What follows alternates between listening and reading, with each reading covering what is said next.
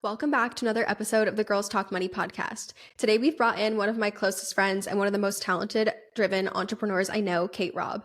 A few years ago, Kate made a career pivot from teaching to growing a successful print-on-demand Etsy shop. And since then, she's expanded to selling digital products on Etsy, coaching people on starting their own shops, and sharing insanely value-packed content on her social media to inspire other people to dip their toes into entrepreneurship too. We chatted about all things starting an Etsy shop, going from a 9 to 5 to full-time self-employment, and how to have a positive mindset when starting a side hustle. I couldn't be more excited for you all to hear this episode, so let's dive in. I am so excited to bring Kate in for this episode. This was the first time of me hearing her story. I've been following her on social media for a while, but I did not know most of the details of what we shared today. And this is sort of the beginning of a series that we want to do on the podcast where we're bringing on entrepreneurs that have been able to scale a side hustle, earn 6 figures plus with a side hustle, or become a full-time entrepreneur from starting a side hustle. And Kate is such a good representation of all of that. And it was so crazy to hear kind of like the timeline in which she did it, how quickly she was able to do it, why she decided to scale when she became full-time, all of that. So yeah, I'm really excited for everyone to listen to this episode. We are so excited to announce that Girls Talk Money is going international. In February of 2025, we're hosting an international group trip and retreat to Colombia with EF Ultimate Break. If you've never traveled with EF Ultimate Break before or have never taken a group trip before, think 1 week surrounded by 20 to 40 like-minded women that can truly become your best friends. I've taken countless group trips in my life, and it is the perfect way to travel more even if you don't have anyone to travel with, or if planning trips and figuring out the logistics of the trip stresses you out. In Colombia, we're having a week of sightseeing, beaches, boats, and of course building a community of like-minded women, which we could not be more excited about. If you want to see the full trip itinerary, learn more, or book the trip, we'll put the link in the show notes. Now let's get back to the episode. Welcome to the Girls Talk Money podcast, Kate. We are obviously so excited to have you here. Can you just kick us off with kind of giving us some background on you and your entrepreneurship journey? Yeah.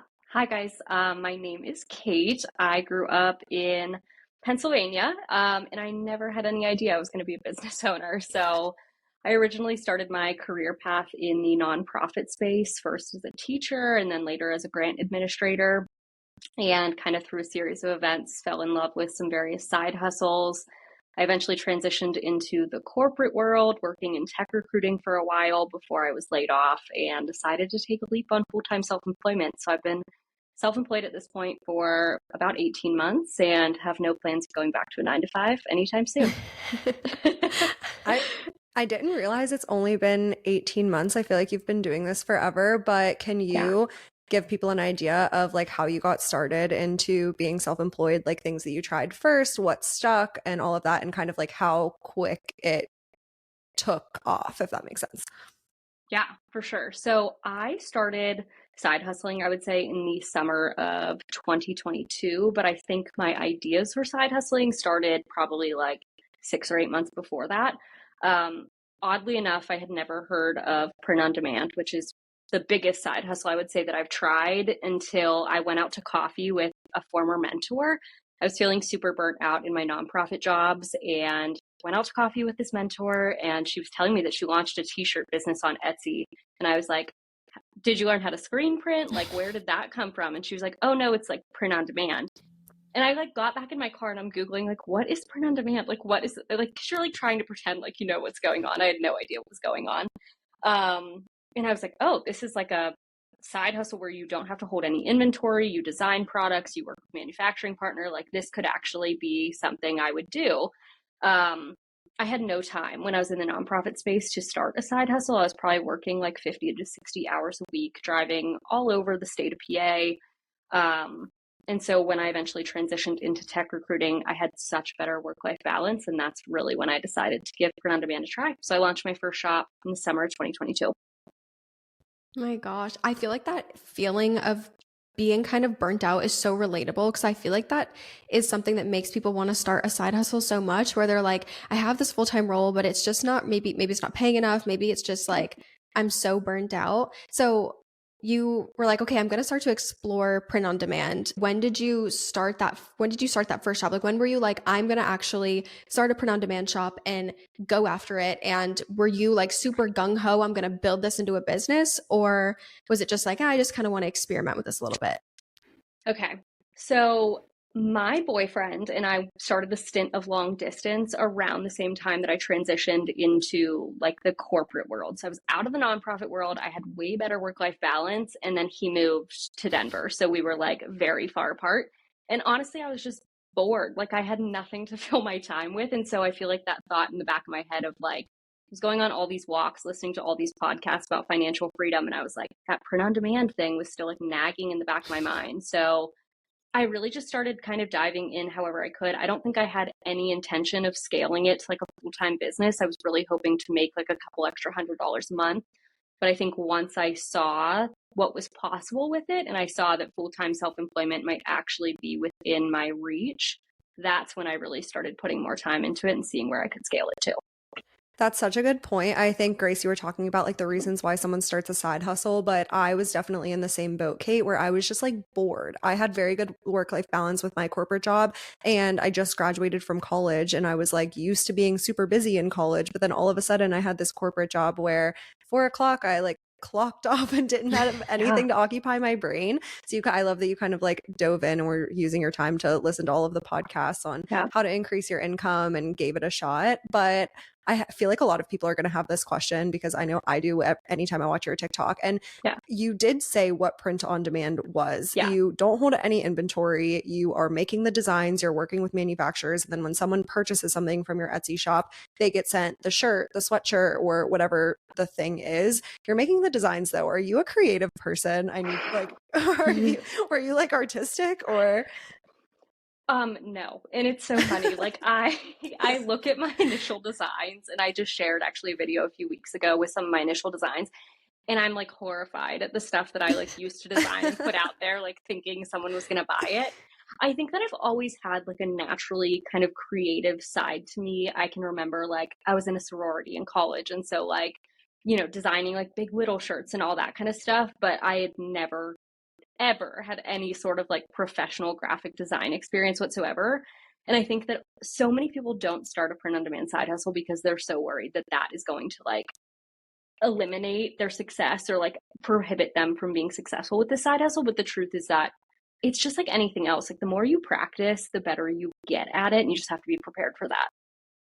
We were just talking about this in another episode that we filmed because Erin mentioned a book called The Originals, and I actually started reading it, and it was talking about how like a lot of people who are really, really good at something, who excel, they've put out like I think it was like Picasso or something, and I think this was an example that you pulled too, Erin, last time we talked about this. Like Picasso put out like tons and tons and tons of paintings, but when we think of Picasso, we think of such a small set of those. And I think a lot of people think, oh, well, Picasso was like so successful and had these like beautiful paintings, whatever. But it's like, no, he actually had a lot that like maybe never saw the light of day, you know? And I think people see these successful Etsy shops and they're like, oh my gosh, like their designs are so good. I don't know if I could ever do anything like that. And that's why I loved that video that you put out where you showed your old designs, because it's refreshing, I think, to see that you can be successful, but it takes work, right? You have to like, you might not, your first design might not be it. It's probably not going to be it. And like, it's like if you go back and you watch like my first TikToks, like they're so cringy Right. and horrible, right? But like, if you let that stop you from actually getting your side hustle up and running, then you don't even give yourself the chance to evolve and get better. I know like from being friends with you and from having all sorts of conversations over the last year and a half, that you also do digital downloads. Can you talk a little bit about what that entails and when you started that side of your Etsy business? Yeah. So I introduced digital products it was last summer, like the summer of 2023. Basically, the difference is kind of like Erin said, with print on demand, you work with a manufacturing partner. So while you're designing all of the products, you don't actually fulfill any of the orders yourself. With digital products, you even cut out that step because it's purely a digital product. So I particularly sell digital wall art files, meaning that I design posters basically that people can print out for their own spaces. But there's no physical poster until the customer gets the digital file and prints it out themselves. So I just kind of started it once again on a whim. I had no graphic design experience. I kind of can't believe that I run like a poster shop on Etsy. It's like funny when I think about it like that. But it's turned into a great, great side hustle for me. So those are like definitely something I would consider if you don't want to take on inventory or even like don't want to work with a production partner. digital wallet could be like a super great side hustle for a beginner, especially I think college students who are already in tune with kind of like some of the design trends that are going on and whatnot. I think it would be like super easy to integrate that into kind of like a college lifestyle. I know you mentioned that when you got started, you never thought that it was going to be a full-time thing. And once you got into it, you kind of quickly saw the possibilities with it and that full-time self-employment was in the realm of possibilities. How long did that take? How long did it take to make, let's say, your first $500 or your first $1,000? I would say, so my first month, I always tell people, like, you're not going to make $10,000 overnight. Like, I see so many videos and they make me so angry because people are just like selling this dream to people that I don't actually think is realistic. My first month selling print on demand, I made one sale and it was to my mom. And like, literally, like, thank God, because I was also getting like no views on my shop. Like, nothing I was putting out there was like, I'm not surprised I didn't make a sale looking back, but I would say that I made my first $500 within 2 months of doing this. And I think like with Etsy, typically it just takes a while for your listings to get recognized by the algorithm. It's like anything. It's like starting social media. Like when it doesn't have data to know what you're selling, it can't put those products in front of customers. So it just takes time. I know we're gonna get this question of what's Kate's shop? And I know you get this in your comment section all the time. Yeah. So can you tell us why like Etsy sellers don't sell or don't share their shop usually, just so that people understand why we're not going to share your shop Yeah. names and put them in the show notes and all that? Yeah. So Etsy is kind of the Wild West in some ways. And so Etsy operates on an algorithm, much like any other social media platform or any other, website that's out there. And one of the metrics that Etsy uses to measure a shop's success is what's called their conversion rate. So at this point, my TikTok has like close to 90,000 followers. If I shared my shop names with people who like listen to this podcast or follow me on TikTok, and I got a flood of traffic into my shop, and then no one was actually there to buy anything, because let's be real, like people who follow me aren't my customers. They just want to learn how to sell on Etsy. It puts my shop at risk for tanking my conversion rate, which is one of the biggest things. The other thing is, once again, I share as much free content as I can with people and like try to make this possible for other people to have information that makes it accessible. But I can't do that at the jeopardy of like risking my own income streams. And so I don't want to risk people flooding my niches or flooding my kind of product types that I sell, because I just don't want to create additional competition for myself, obviously. And it's possible to find low competition niches with strategies, but like you can't steal mine. That is so interesting. I know we had this question on our list, so I knew we were going to ask it, but I had no idea what the answer was, because in my mind, I'm like, oh, you have 90,000 followers. Like, why don't you want those 90,000 people to find your shop? Like, they could buy from you.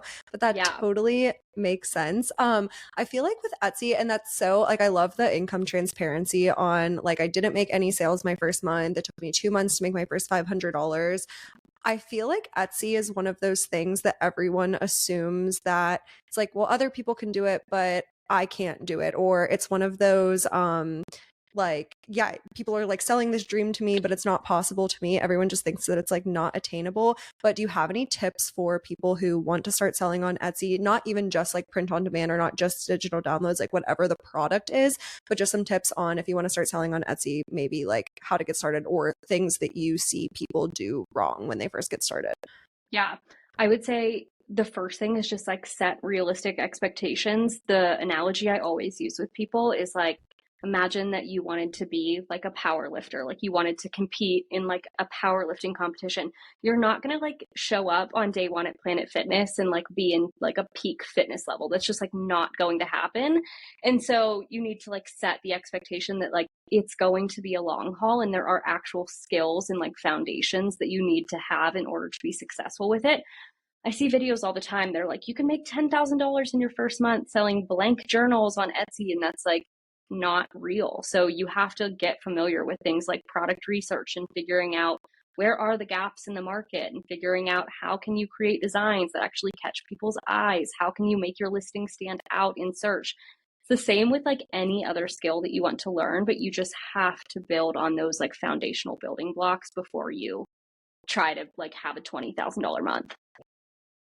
You're like one of my close friends, so I'm obviously biased, like duh, but you are so realistic about Etsy, and I think that that's so refreshing because there are so many people who view it as like, oh, this is out of reach for me, or like, oh, there's way too many things that I would need to learn or figure out to be able to be successful at this. But then there's also the content that you're mentioning that we see online where it's like, yeah, this side hustle can make you $10,000 like overnight, yeah, selling blank journals. And it's like, that's really not the most realistic. Like, is that possible? Yes. But if we take like 100 people and we have them go Right. do all of this, maybe one of them, you know, ends up in that situation. There might be some who make 2, 3, 4,000, yay, you know, but the vast majority are probably not going to make a ton right out the gate because, like you said, Etsy is its own algorithm. It's search based. It's going to take time to index your listings and to figure out like what the heck are you even selling and like who is this listing good for and what keywords should this listing rank for and all of that. And I feel like the just like being realistic about it, I feel like actually like it makes, I know like I personally want to try to get into Etsy. Like I literally plan on taking your course and trying to do it, which I've like mentioned before too, like multiple times. But I'm like, it makes it more, I feel like being more realistic about it makes it seem more approachable because it's just like, oh, okay, yeah, like you didn't even get like, it's not like you didn't make 10K overnight in your first job. So it's like, okay, that makes me feel comfortable, makes me feel better about the fact that I probably won't either. But if I commit to it for the long haul, the way that you have, and I really like invest in those strategies and invest in learning, then I can end up in, you know, a different situation. And I know part of what you do now is, you know, you put out so much free content teaching people and you coach people on how to start their Etsy shops. Like, when did you decide to start doing that? Like you had your, you know, you committed to full-time self-employment, I believe last year. And then how did things kind of evolve after that?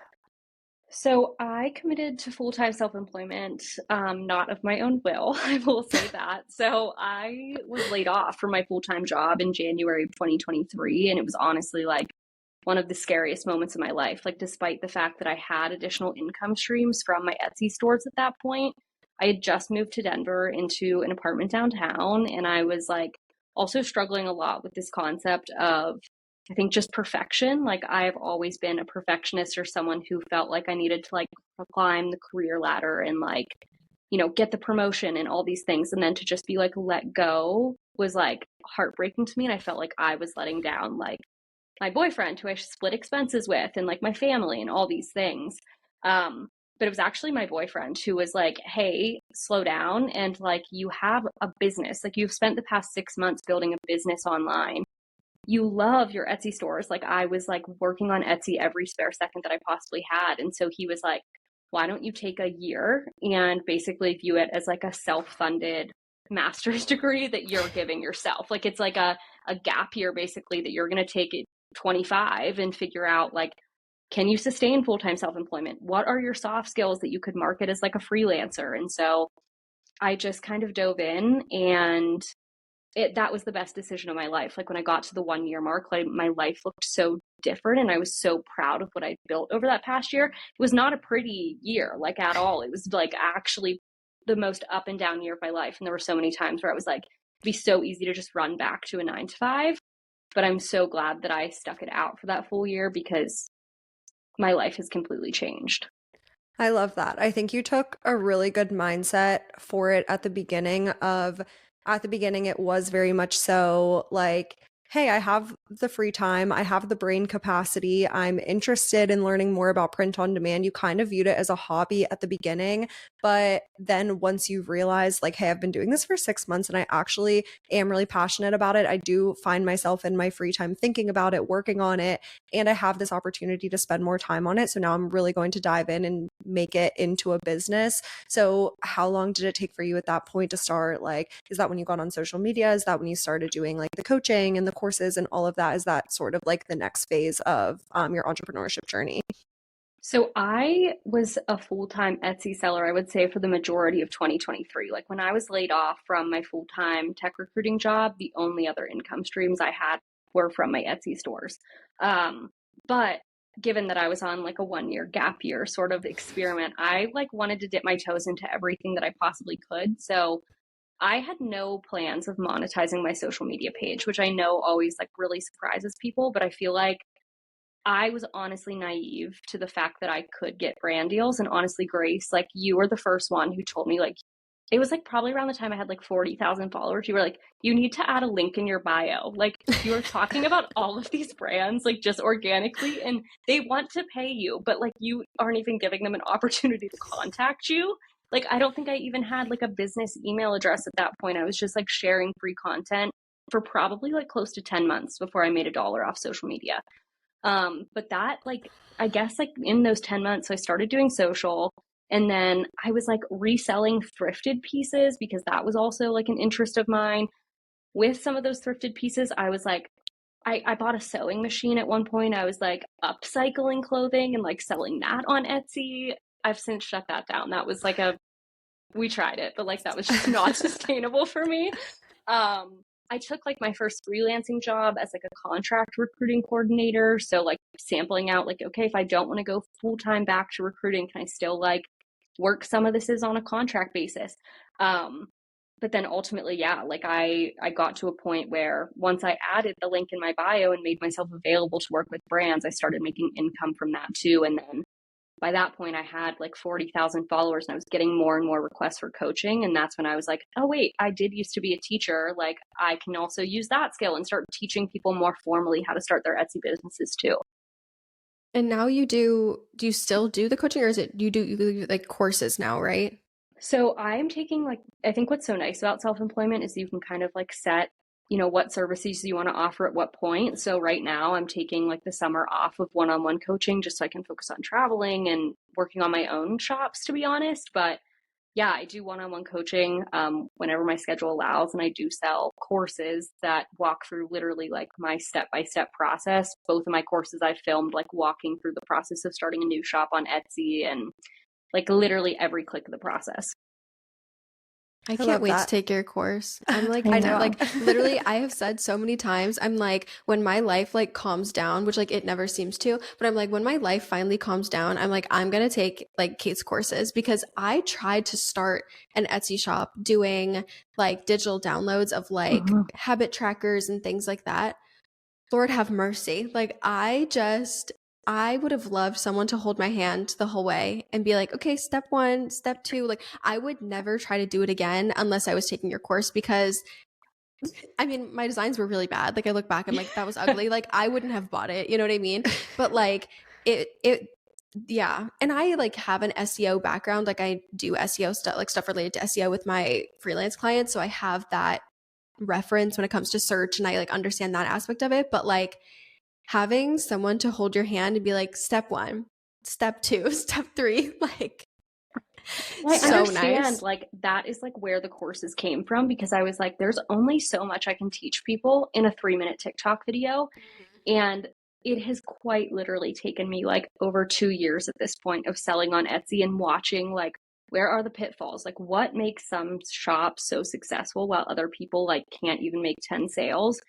And it just is like I've made this formula basically that has allowed me not only to scale my own stores, but like watching what other people are doing and then helping my own clients. And I think I always remind myself, I'm like, if I can teach 10th graders world history, like I love teaching people like how to actually start a business that they're passionate about. It's like I get to combine that professional background of mine with like something I'm actually passionate about teaching. And that's like the coolest thing ever.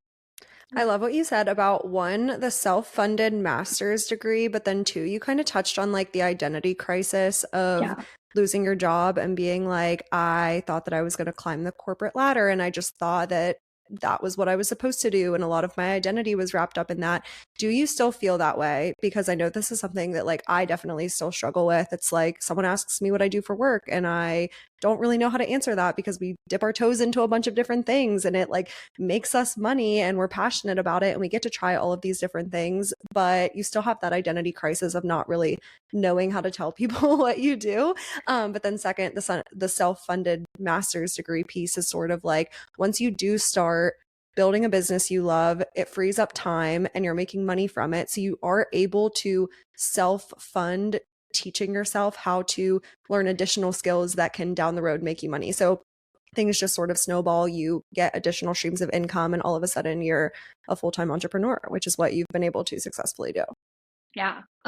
It's just like mind blowing to look back on the past 2 years and be like, obviously I didn't know one door was going to open, the next door was going to open, the next door for me. And I think that the biggest thing was just like constantly focusing on like, what are my soft skills and what do I actually like doing? I think that if you can wake up every day and be like, I love doing this thing, you can find a way to monetize just about anything. It's just like really about, I think, like letting go of those limiting beliefs and telling yourself like you don't have to wake up every day and work a job that you're miserable in. Like I used to recruit for like the sales organizations at tech companies, and like I can remember there being days where I was like, feel so disrespected, but like it's going to get better in 5 years whenever I'm, have this title change or whatever. And the truth is that like I don't get nasty emails now. Like I don't have to actually deal with that because I've just created this like job for myself with hobbies and skills that I actually love doing.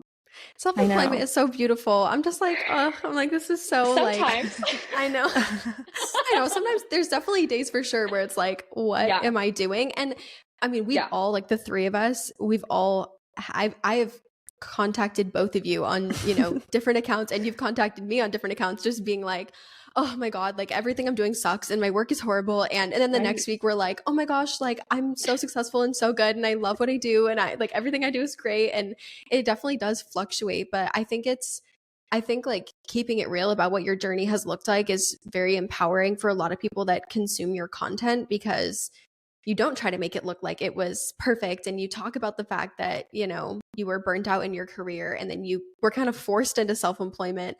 But I also think it was very like brave to take that push into self-employment and be like, all right, I'm just, I didn't decide this on my own account, but I'm just going to go for it. And, it was almost like the universe was like, I know you've been wanting to do this, so I'm just going to like push you over the ledge and force you into it.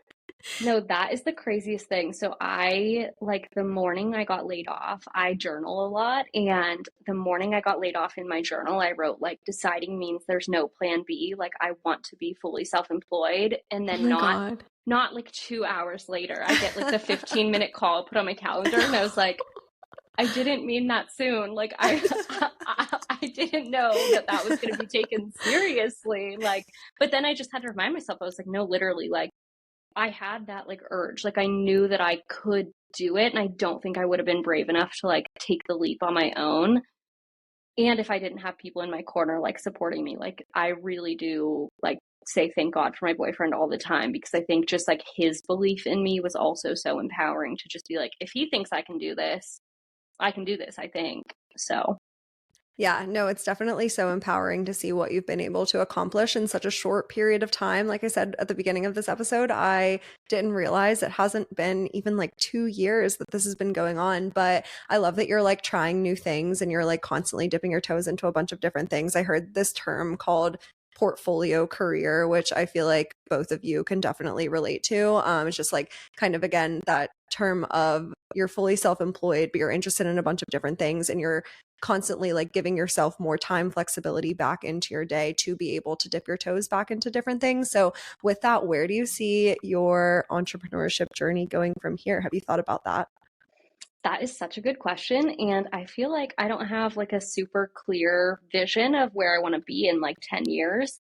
I think right now, my biggest goal is just like following, once again, my joy and like my passion. Like I am right now loving creating content. Like that has just been such a fun add-on in the past year that I've gotten to do, and like working with brands that I really do love and all these things. So like working to build up more UGC or like user generated content side of my business right now. I just started working with a business coach who's really helping me to kind of like follow those passions and once again hold me accountable to like kind of sort through everything that I have going on right now and like what I really enjoy versus maybe what's not serving me anymore. So I don't really know. We'll see where I'm at a year from now. I could not have told you I'd be here a year ago. So I have no idea where I'll be a year from now either. That's valid. That's very valid. Whenever people ask me what my 5-year plan is, I'm like, I don't even know what I'm eating for dinner tonight. Like, I'm like, because truly I feel like with entrepreneurship, and I think that's one of the beauties of entrepreneurship is, like you had said earlier, a door might open that you didn't expect. And then that door, that brings you into a room where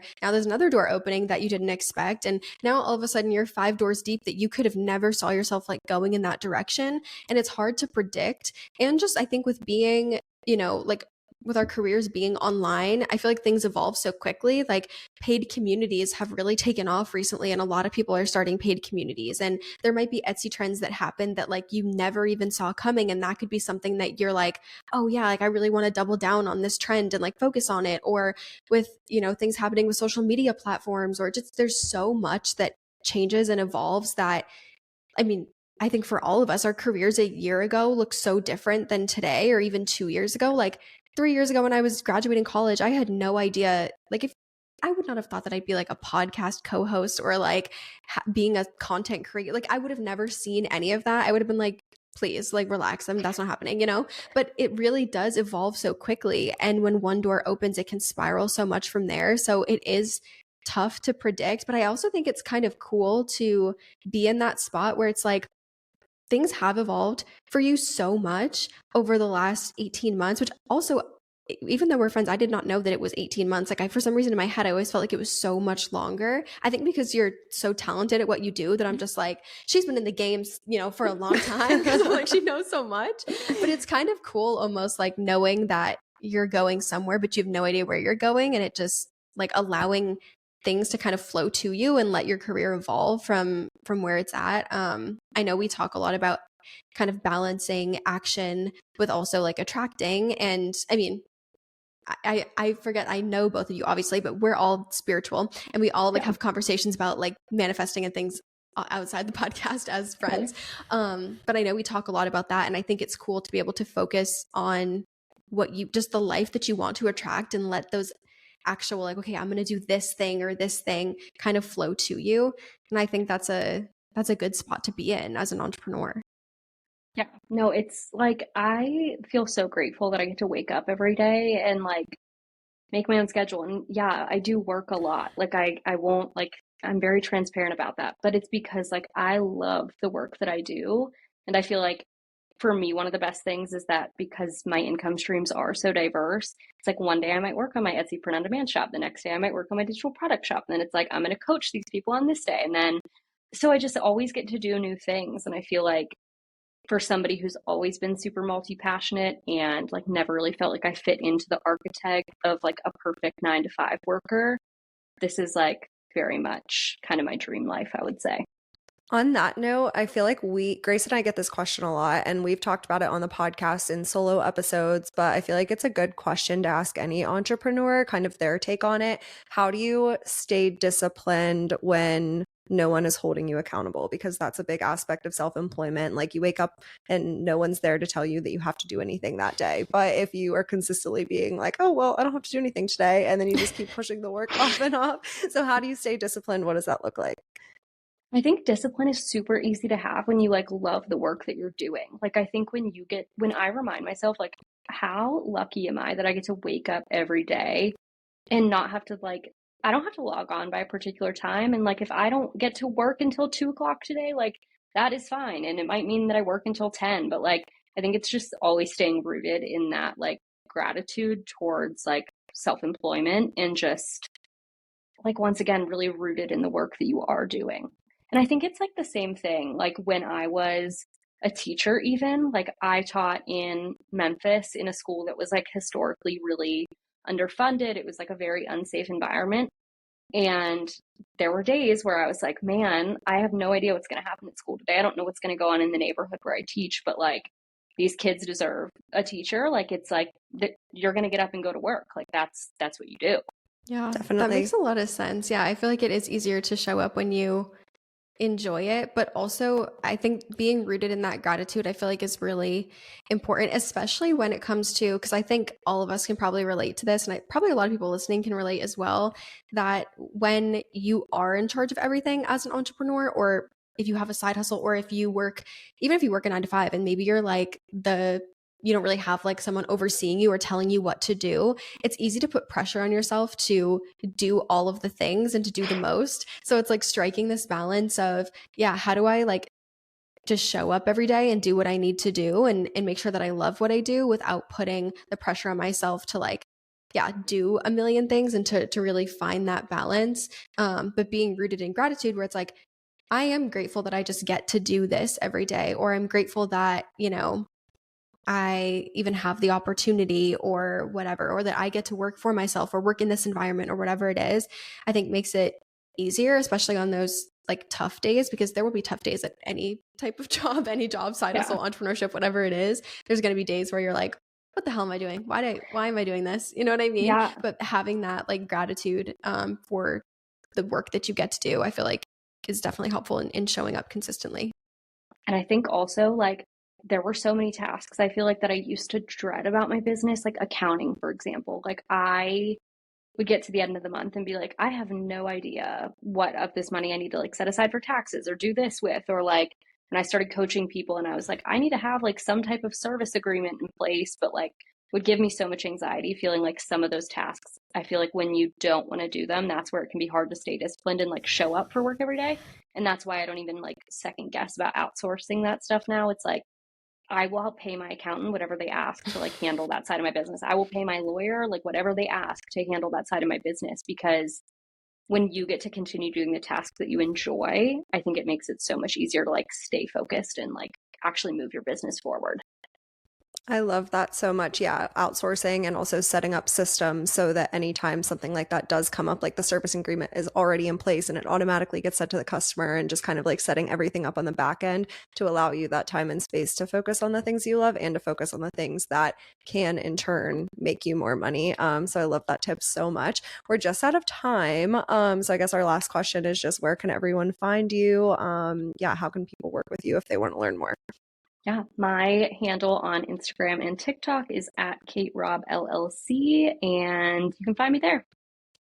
Amazing. Awesome. Well, Kate, thank you so much for coming onto the podcast. This was such a good episode. We love bringing people on that are super talented like yourself and have been able to, yeah, just go along this entrepreneurship journey. And we're really excited to continue to see where it takes you from here. But thanks for tuning into the podcast, and until next week.